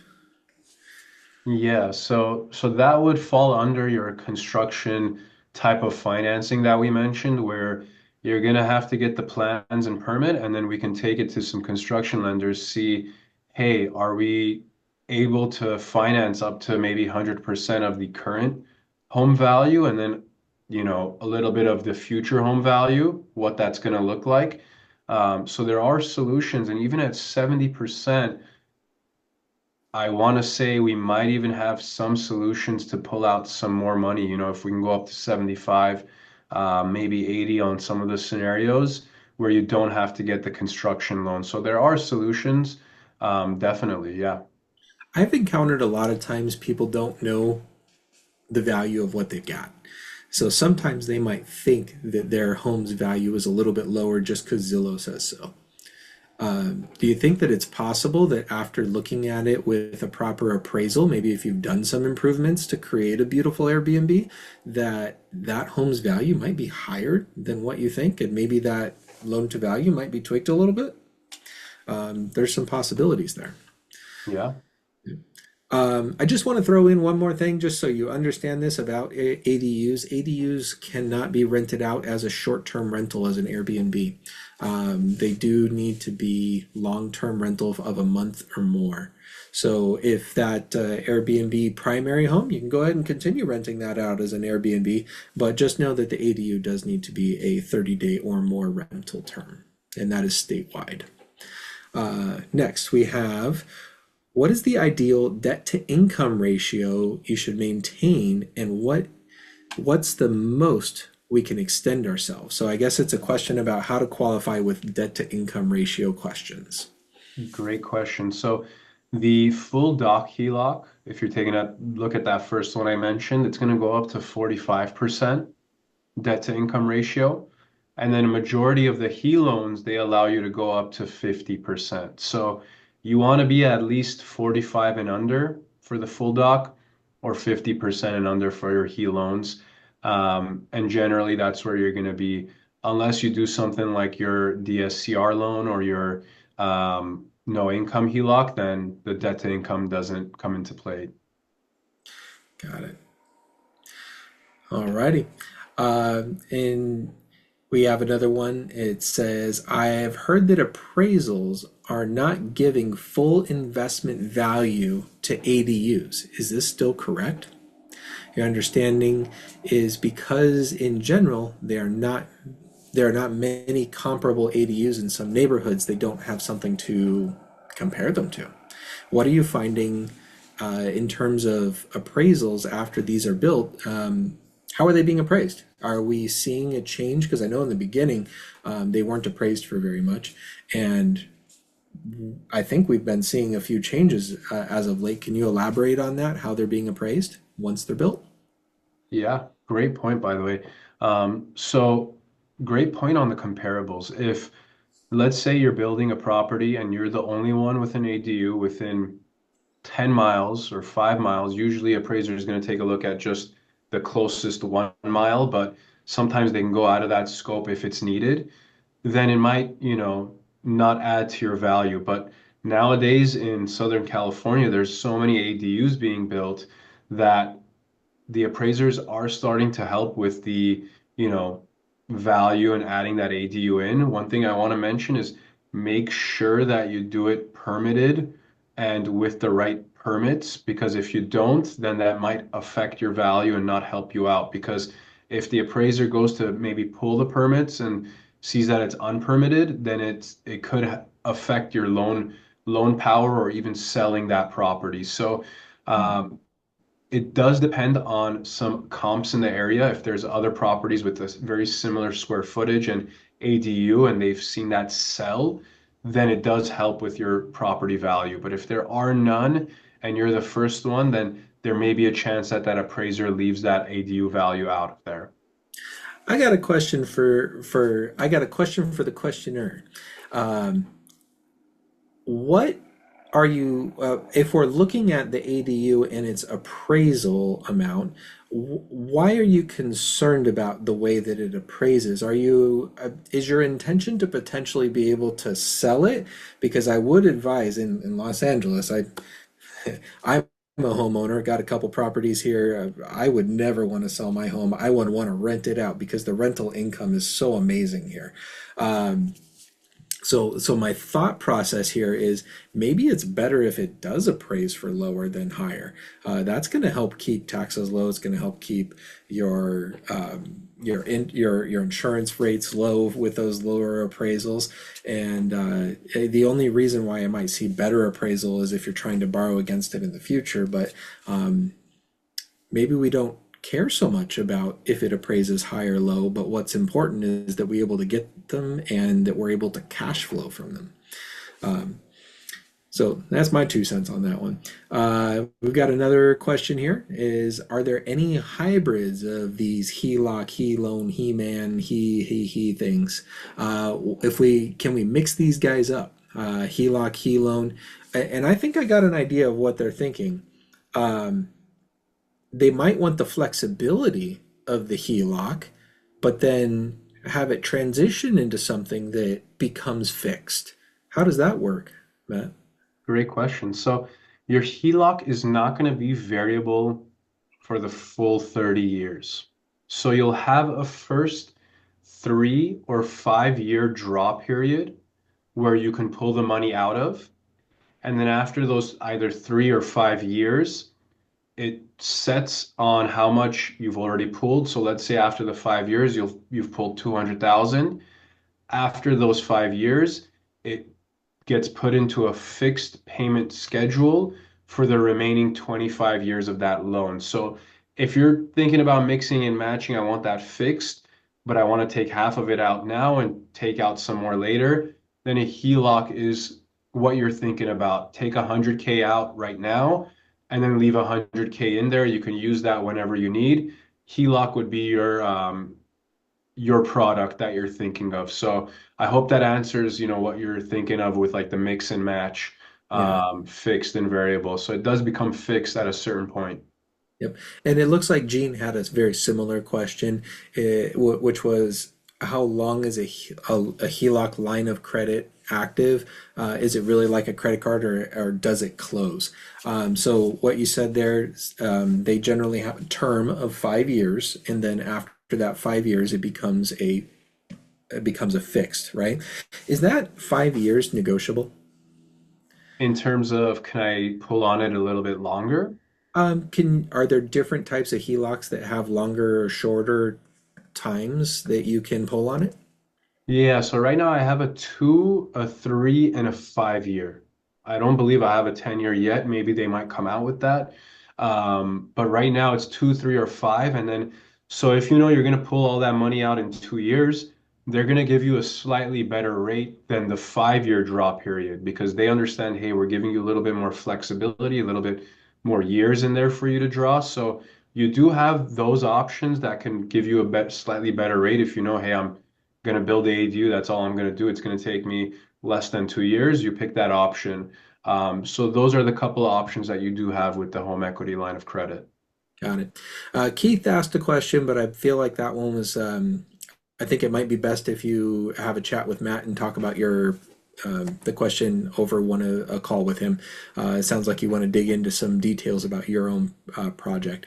Roger says, are interest rates higher for a no income HELOC? So we know that the qualifications are a little bit more difficult for the no income. Are we expecting higher interest rates as well? Definitely. Yeah. Definitely. I'm just going to be brutally honest because you're not showing any income. The underwriter's not seeing if, you can even pay it back. They're just taking it based off your credit and your loan to value, and they're giving you that HELOC. So they're definitely going to be slightly higher. That's why I like going down the list of, hey, can we do the full doc for you first? Can we do the AI? Can we do the self-employed? And then work our way down if we have to see which one fits you best to get you that best rate. But yeah, definitely the no income one is going to be slightly higher. Gotcha. We've got another question here. What can be done if a spouse has bad credit and the other spouse has a 750 plus? Wow, calling them out, right? Yeah. And both of you are needed for income purposes. So both of them are needed in order for the income to qualify for the loan, but there's one has better credit than another. What happens in those scenarios? Give me 2 seconds here. I think one of my products now, I think I just got an email for it recently. Um, I want to double check, but I believe that we can take the credit from the primary wage earner for my full doc HELOC. So if you're the one making $10,000 a month, your spouse is making five, but you want to use both, and the spouse with 5,000 has the lower credit, we can use the higher credit in that scenario, which was not a thing in the past. So I think that's brand new as well, which can help out in that scenario. Very good. Um, Which that kind of leads me to a variation on that. Let's say that maybe you got two parents own a house and they've got a kid that just won't move out. And they and their thought is how can I get them set them up for success by allowing them to stay in a low cost ADU. The monthly payment on this ADU is going to be considerably less than what they could find in rent outside, but at least it gets them out of the house a little bit so you can have some peace and quiet. In that scenario, you might have the credit score to qualify, but maybe you don't have the income. Would you be able to use the adult adult adult child's income to Yeah. to help qualify for that loan as a three earner household, even though the the adult child is not contributing, they're contributing financially, but not great credit score wise? So if we take, so from what I got out of the scenario is we have two parents, we got the son, let's say the son makes good income, but his credit is not good. Yeah, let's say that. Is that what it was? Yeah, but So but they're not on the mortgage. They're not on the. they're not on the first mortgage. So if that's the case, we might have to add them to title, to then get them onto that second mortgage, which is Mhm. totally fine because with LA County, technically, if you're adding a son or when it's from parent to son Parent to or child. Yeah. daughter thing, you shouldn't get reassessed. But that's something you're gonna have to double check with LA County and make sure that's something if you're, I don't know if you're in other counties, if that's different at the moment. But it would be slightly difficult where his credit's gonna come into play unless we can fit you into this program that allows the primary wage earner and we go off of their credit. So it would be a very niche product, but I might have something for that. Got it. And Gerald asks, are the Cal 40K grants available for income investment properties? Unfortunately, those grants, they stopped funding them back in 2023. They have not reinstated those yet. So I think it's kind of moot whether it's for an investment property or not. They're not funded anymore. The funds are dried up for that one. Um, how much will the property appraise on an ADU? So we've kind of touched on that a little bit before, that it's based on comparables, right? When we're talking about an appraisal after an ADU's been built. Exactly. Sorry, repeat that one for me. They're I don't know asking if you were how much asking or will a telling. property appraise. Specifically, this is how much will property appraise on ADU? So I'm interpreting that as once the ADU has been built, how much will a property appraise for? Now, I did give a scenario with one of my clients, and this is a very specific scenario, but it's 100% true and exact to what they encountered. Their property was in Claremont, by the way, if that helps.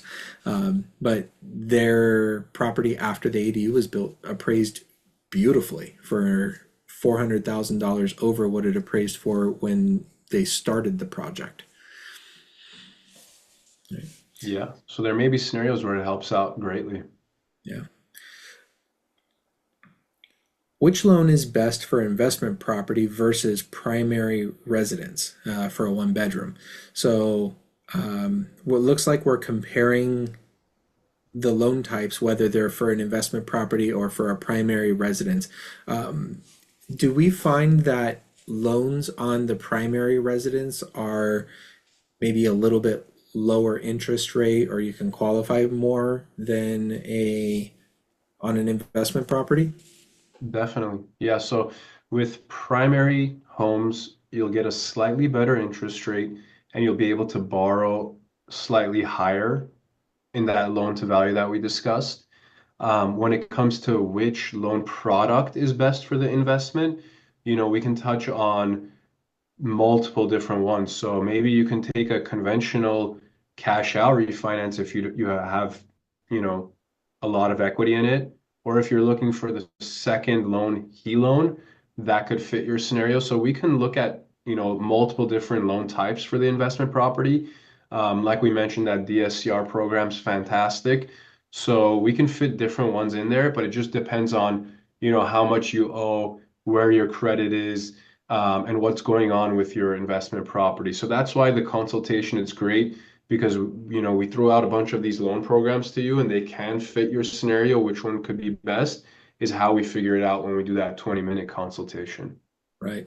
And you can either, remember, guys, you can either follow the link and start with a consultation with a project manager like me, and we can talk about your project and discover what you can potentially build and give some price ranges to that. Or it might be beneficial, and a lot of people like to know what they can qualify for before they go shopping. That's when you can have a chat with Matt. There are links in the chat. You can click either one of those two links and schedule either a call with one of the ADU project managers like me, or you can talk with Matt. Remember to click those links, please. A few more questions. We have a question from Emlyn. Do all of these loans apply to only a ground up or a stick built ADU, or can they also be used on prefabricated ADUs?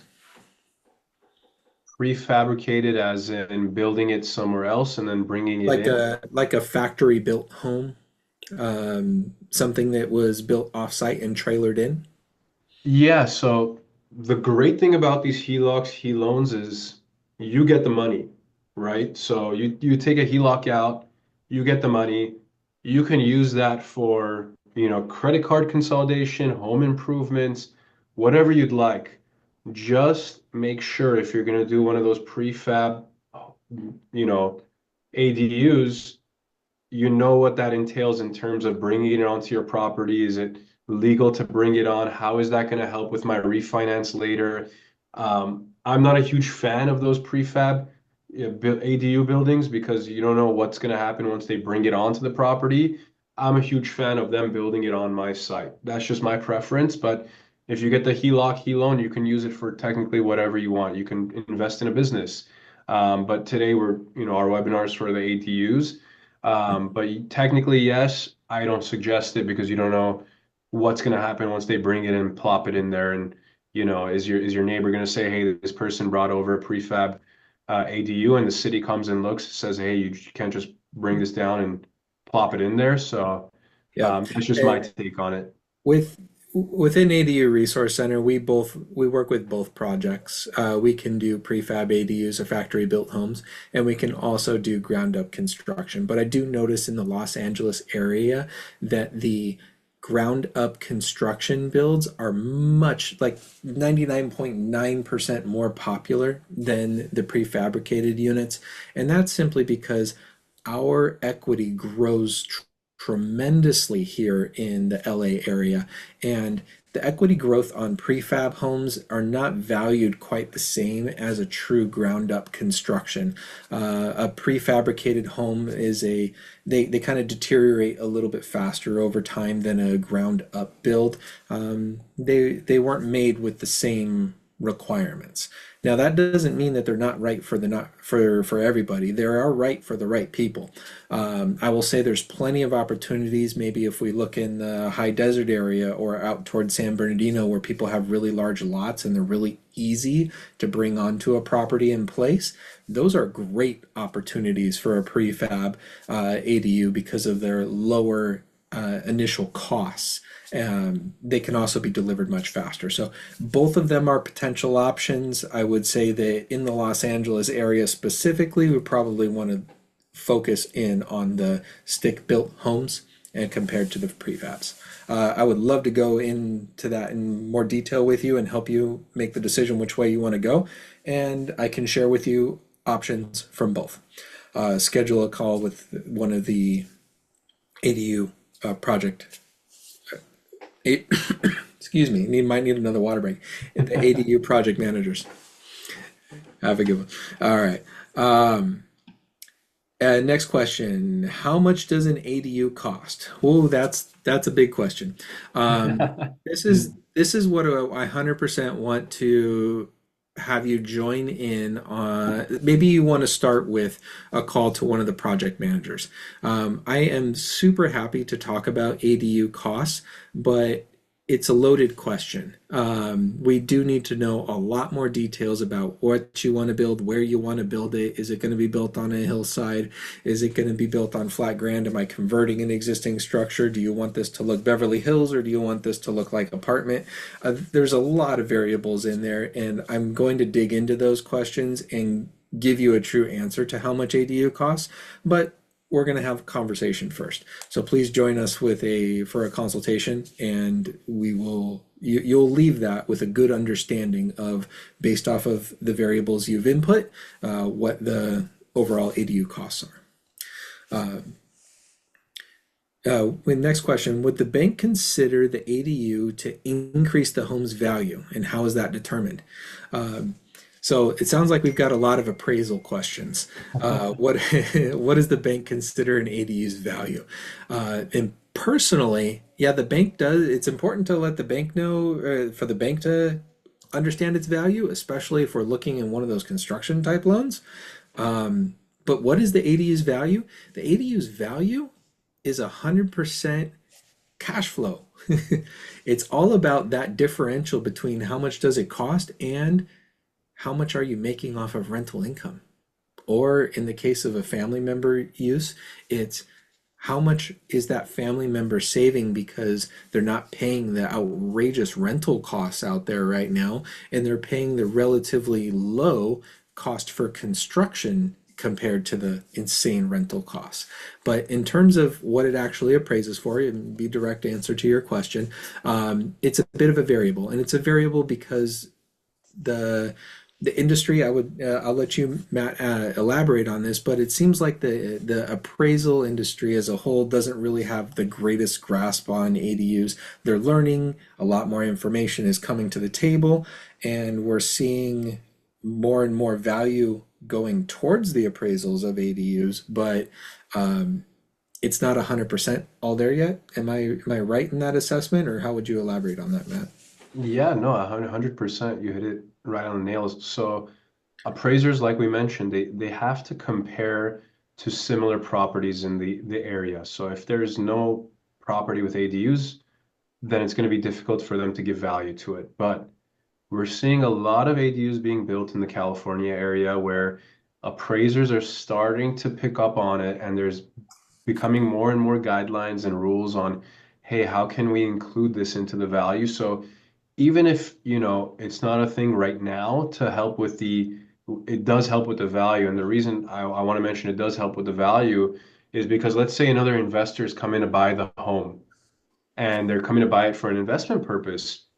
Well, if they're going to rent out the front unit for X amount, and then now they have an ADU to rent out the back, that is very valuable to an investor. So they're going to pay top dollar to get that property. So that's just a side note. But when it comes to the appraisals, it's the same with lending guidelines. With mortgage guidelines in the past, they didn't let you use any ADU income. Now they're slowly starting to let you use ADU income. They're coming out with new guidelines with maybe multiple ADUs on the property. So this is a evolving type of industry when it comes to the ADUs, and I do see there being more guidelines in the future to help with appraisers to give that value to ADUs. So it's definitely evolving, and I think in the future there's going to be more set guidelines on how appraisers should include that value. Right now they're going off of comparables, so there has to be comparables in the area with ADUs, but I do see it evolving and being a little bit more concrete in the future. All right. Next question we have, does an ADU impact home insurance in California? And a pretty easy answer to this question is yes, it does. We're adding on to the value of the home, its construction, and 100% it is going to impact your insurance. The how much is definitely going to need to be a conversation you have with your own insurance broker. There's going to be a lot of factors that come into play about where your home's located, what are the particular risks involved. Now, I haven't run into a situation where ADUs have not been able to be insured Matt, have you? Not yet. No, I No. haven't. So I don't think that's a significant impact just yet, but it's definitely worth something to, it's worth talking about with your insurance broker. Yeah, and maybe if it's not permitted, that's where you're gonna find issues. So that's why, make sure you're working with someone like Mike at ADU Resource Center where they're doing the whole process. Don't go out there and get some cheaper ADU person just because they're gonna cut corners, guys. That's never a good idea. You're gonna shoot yourself in the foot by bringing your home value down. The resaleability is gonna go lower, and it's just gonna be harder and harder to get a loan on it as well. Yeah, that's a big risk. Hey, on the flip side of that, let's say, what if you do have a ADU that you built maybe 20, 30 years ago, or maybe you bought it with the property and it's not legal as an ADU. Um, what I can answer what is the steps that you might take in order to legalize that, but from the lending side, what does it look like if I'm trying to take out a loan for my home, but I do have an illegal structure on there that I am intending on legalizing? The loan's purpose is to legalize it. Do you have a product that helps out with a scenario like that? So it won't be a specific product to, let's say, give value to that illegal ADU, but the way it'll work is you'll have to take the value of the property without using that ADU's value at the moment. So if you're looking to get value from that ADU, it may not be able to be utilized. So you're just going to have to take the appraised value without that square footage of the ADU, qualify for the loan, hopefully hitting that appraised value and then getting that loan to then, if you're going to legalize it, then you can maybe refinance after that and get a new appraisal done. So, yeah, you may not be able to use the value of that ADU if it's not permitted. Gotcha. It'll probably uh, it was likely a garage before. It wasn't adding that much value to the property anyways. So I don't think it's going to add I don't think it'll be too much of a problem in order to process a loan like that. Um, Another person, Sarah, wants to talk about the property tax exposure with adding an ADU. What is it? What happens to your property taxes when you add an ADU? I can answer that one. Property tax for your ADU, it does not change the property tax of the existing primary dwelling. It only is assessed on the ADU itself. And in most areas around Los Angeles, a pretty rough way to estimate what your property tax exposure is going to be is take the cost of the ADU times 1% divided by 12 months. That's your monthly property tax exposure. Now, that's a really rough estimate, but it gets you pretty close, and it'll help you do the math on, is this the right move for you? Next we have is a DSCR loan is a DSCR loan a fixed rate for 30 years, or will it look Yes. like a credit card? It's a fixed rate loan, correct? Yeah, so fixed rate for 30 years. The only thing that is kind of caveat with them, since it's an investment property, is that it could have a 1, 2, or 3 year prepay, but you can choose to have either a 1 or a 0 year prepay by taking a Yeah, what's a slightly higher prepay? rate and not That's a get lingo stuck in term. that. I'm gonna catch you on that. You said a prepay. What's a prepay? Great question. So a prepayment penalty sometimes is put on investment properties, depending on the loan type, is that if you refinance or sell the property before that prepayment penalty period ends, then you're gonna have to owe the bank some money that's in the agreement. So whatever they agree to, you're gonna have to pay them if you refinance before that year ends. But you can take a slightly higher rate and have no prepayment penalty.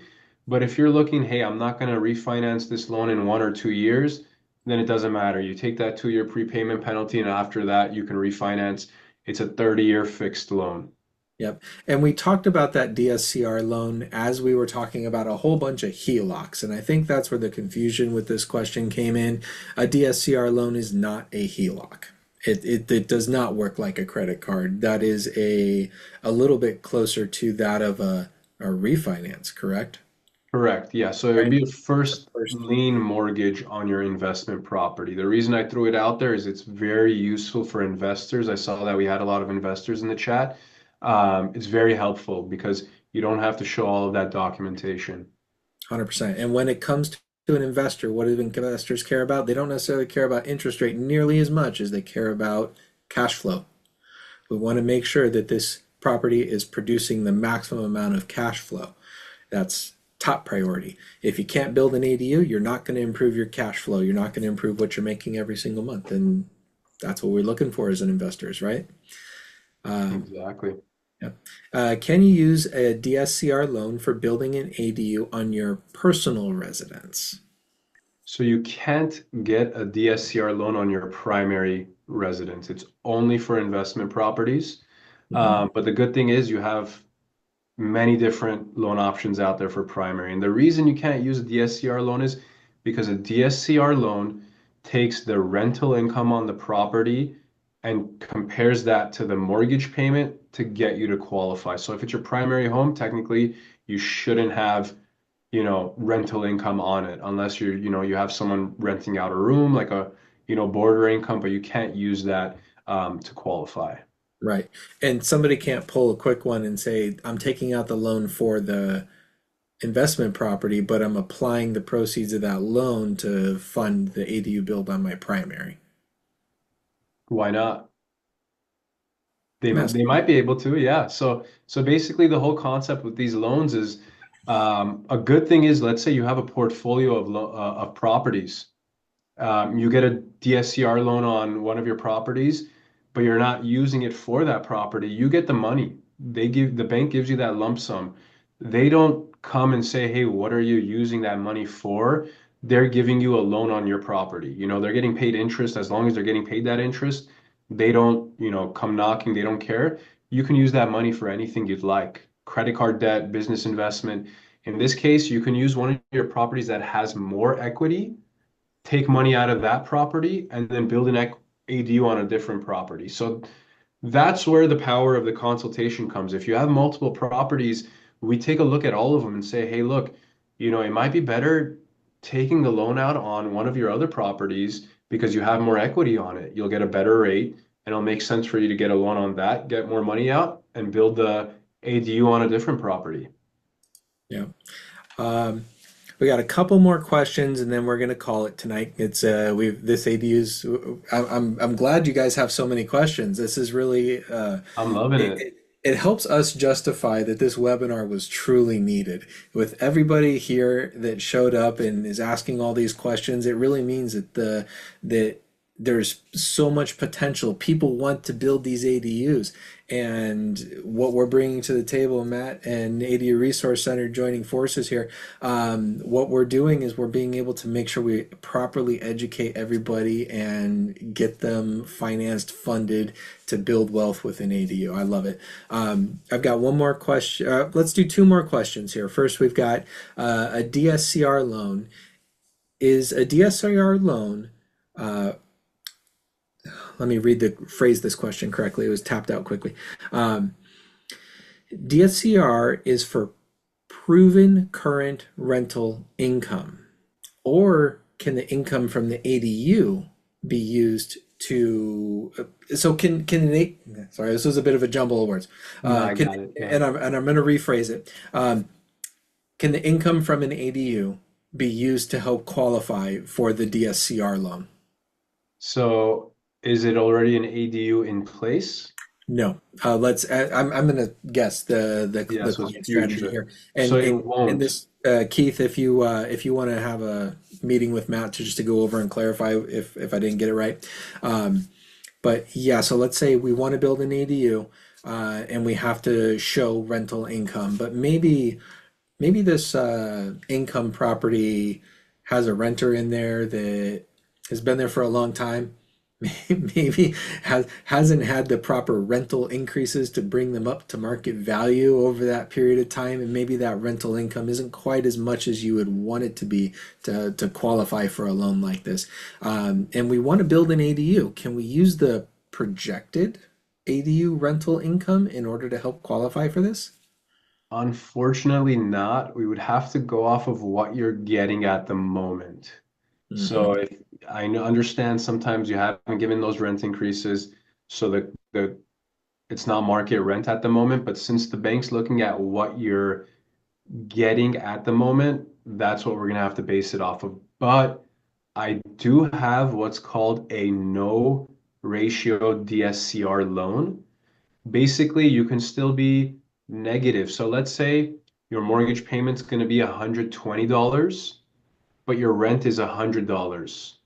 So your rent is less than the mortgage payment that you would be taking out, you can still get that loan. It's called a no ratio DSCR loan. So as long as we hit the parameters with credit and loan to value, you can still take out a loan potentially. It's going to be a slightly higher interest rate because the rent's not covering it, Hmm. but we can get you that loan and then refinance it in the future. I got another question for you that kind of elaborates on this. What if the current tenant was to vacate the property and there's no tenant on the property at that given time?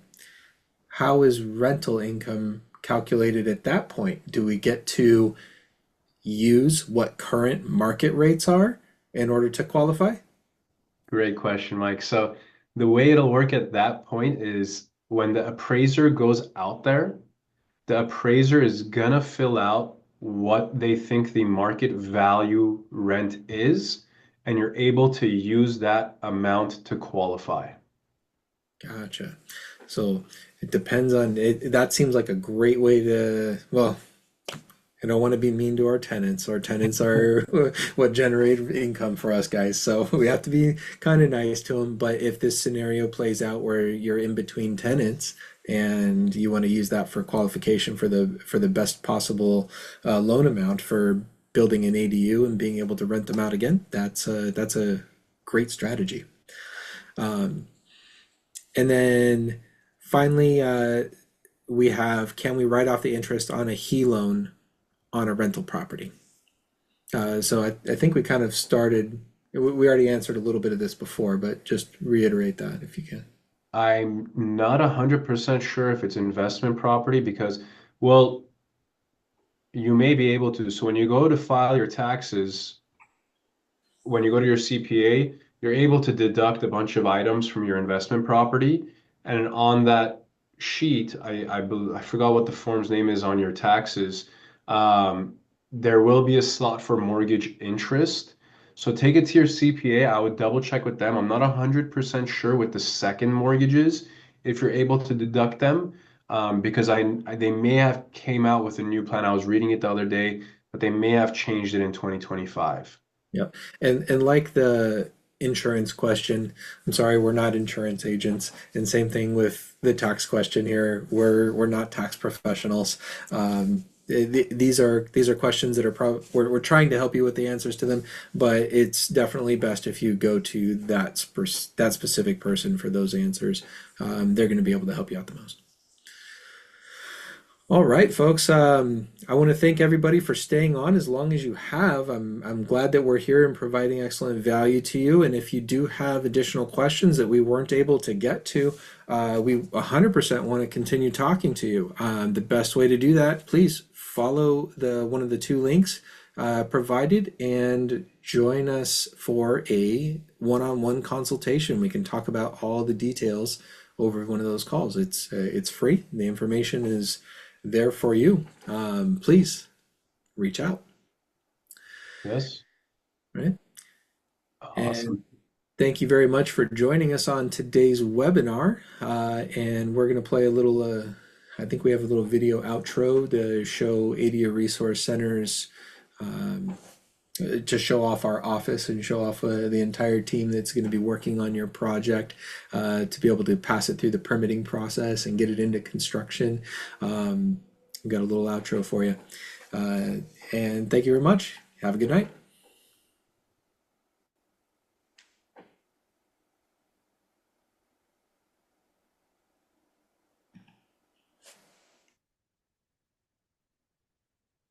Maybe I gotta stop sharing. Is that it's not popping up?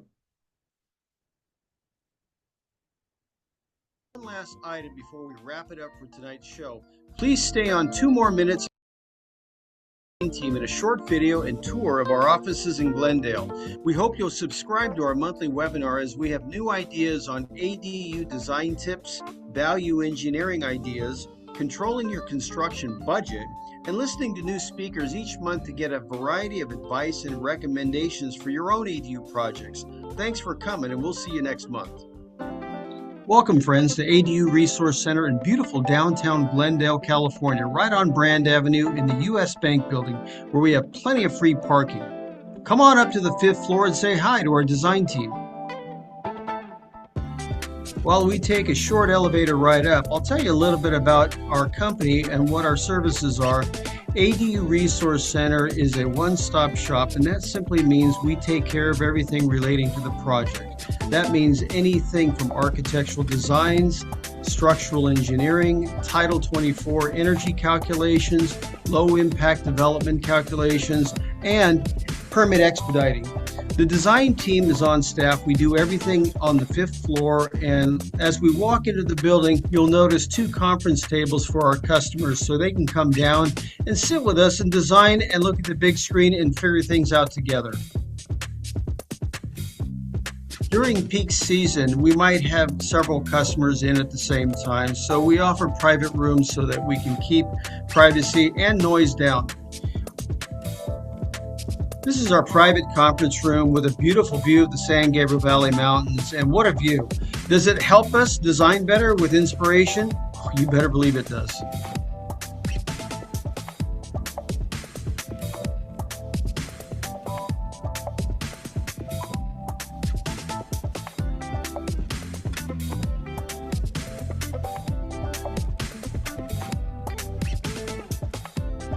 So the next room we're going to go into is the architectural design room, where Santa's little helpers do all their magic.